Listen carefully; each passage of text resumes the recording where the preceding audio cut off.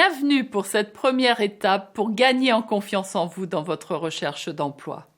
Ce cycle enclenchera de nouvelles habitudes si vous pratiquez les exercices proposés au moins 21 jours de suite. Un cahier tout neuf sera votre outil pour cet accompagnement. Pour chaque exercice, prenez une nouvelle page. Inscrivez en haut de la page la référence du module auquel il se réfère.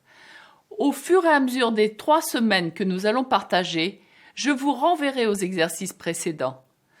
S'il vous arrive un jour de ne pas être disponible pour écouter une nouvelle vidéo, reprenez votre cahier et pratiquez les exercices abordés dans l'une des vidéos du premier cycle.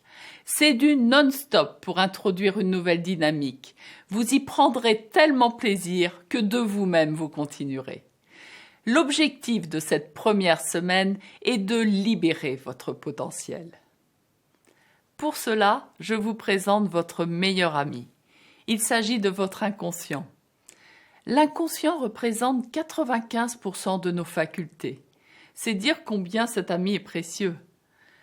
Pour nous permettre d'y accéder, comprenons comment fonctionne notre cerveau. Notre cerveau est fait de plusieurs zones. Vous allez voir qu'il est fabuleux. Il reprend l'histoire de la vie sur Terre.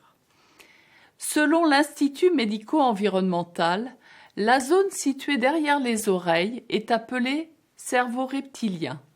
Il s'appelle ainsi car il veille à la satisfaction de nos besoins primaires, ce que font les reptiles, à savoir respirer, boire, manger, dormir, se reproduire. Il active le mode survie à la moindre perception d'un déséquilibre ou d'un danger. En mode survie, on devient très primaire dans nos réactions. Nous imitons les reptiles. Si tout va bien, ils restent calmes. S'ils entrevoient un danger, ils fuient tout d'abord, puis luttent si le danger se rapproche, et font le mort s'ils ne parviennent pas à dominer l'adversaire afin de se faire oublier de lui. Ensuite vient la zone du cerveau grégaire, du latin grex gregis qui signifie troupeau. Sa mission est la survie collective. N'oublions pas que nous sommes des animaux sociaux. En tant que mammifères, nous avons besoin des autres pour vivre. Le cerveau grégaire gère les relations afin de nous permettre de nous organiser en groupe. La zone située au-dessus des oreilles active cette fonction. Puis, derrière les yeux, se situe le cerveau de la mémoire, qui constitue en fait la bibliothèque contenant tous les éléments que nous avons appris et expérimentés. C'est le siège des valeurs, des croyances, du savoir et de l'ego. Enfin, la partie la plus récente du cerveau se situe au niveau du front.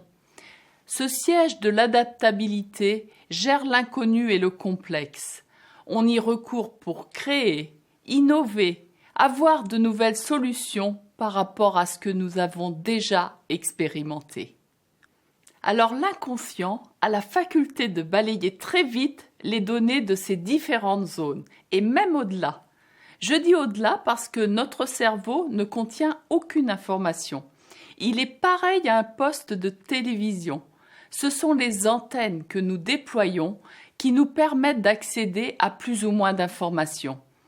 Quand on est stressé, nos antennes se replient. Si on est détendu, elles se déploient, ce qui nous ouvre un champ d'information plus large. Quand on est tendu, on a accès seulement à la banque de données constituée par nos expériences passées. Cela nous limite. On s'enferme ainsi dans la petite boîte du déjà-vu. Alors, comment espérer gérer au mieux une situation nouvelle en se référant uniquement aux solutions du passé? Pour aller au-delà du connu, l'inconscient est une aide précieuse. Tous les grands hommes ont appris à l'activer. C'est pourquoi je commence par vous donner des clés pour avoir recours au vôtre de manière consciente. Parce que bien évidemment, chacun d'entre nous utilise son inconscient sans le savoir. Notre inconscient a le pouvoir de parcourir toutes les zones du cerveau en un instant. Il nous permet aussi d'aller nous connecter aux données des cerveaux environnants lorsque nos antennes sont déployées. On active alors ce que j'appelle le Wi-Fi humain. Pour activer ces facultés que nous possédons tous, je vais vous indiquer une méthodologie à suivre. Tout d'abord, mettez-vous en état de conscience modifié pour élargir votre champ d'information. L'état de conscience modifié se situe entre veille et sommeil. C'est un état que vous utilisez quand vous êtes dans la lune, par exemple. Pour parvenir à cet état de conscience modifié, première étape, choisissez parmi les activités suivantes. Vous pouvez rire beaucoup, jusqu'à vous sentir saoul par l'hyperventilation que cela va déclencher. Vous pouvez marcher dans la nature, le regard vague, en étant juste attentif aux sensations de vos pieds. Si vous préférez, vous pouvez pratiquer le jogging jusqu'à ce que votre corps vous échappe au point que vous ne le percevez plus. Vous pouvez sortir aussi de votre pensée consciente en écoutant une musique que vous adorez. Il existe des approches spécifiques de modification d'état de conscience, comme la méditation, l'auto-hypnose ou encore la pratique de la technique des bars d'Access Consciousness. Pour ma part, je choisis de pratiquer les bars régulièrement car je trouve que cette méthode simple et accessible à tous stimule le cerveau complet rapidement tout en offrant un merveilleux moment de détente. Je constate qu'avec les bars, on passe à l'action, ce qui est très important pour la confiance en soi. J'en fais état sur mon site si cela vous intéresse. Deuxième étape, lorsque vous parvenez à cet état de conscience modifié, dialoguez avec votre inconscient. Posez-lui des questions ouvertes. Quelles ressources supplémentaires pourrais-je mobiliser pour atteindre mon objectif? Quoi d'autre est possible? Allez-y, parlez-lui comme à un ami à qui vous demandez conseil. Vous lui parlez peut-être déjà en priant, en évoquant votre ange gardien.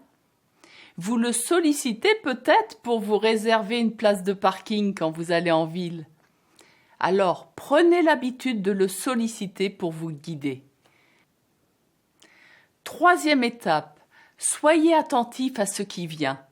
Cela peut être une idée, une intuition, une rencontre, un mot qui vous éclaire. Votre inconscient a plus de ressources que votre raison. Alors, ouvrez vos antennes, dialoguez avec votre inconscient. Posez-lui des questions ouvertes, vous verrez, c'est un super ami. Il nous guide, il nous fait du bien, il évite de se prendre la tête. C'est tellement génial de savoir qu'on est toujours bien accompagné. Allez-y, stimulez votre intuition. À demain.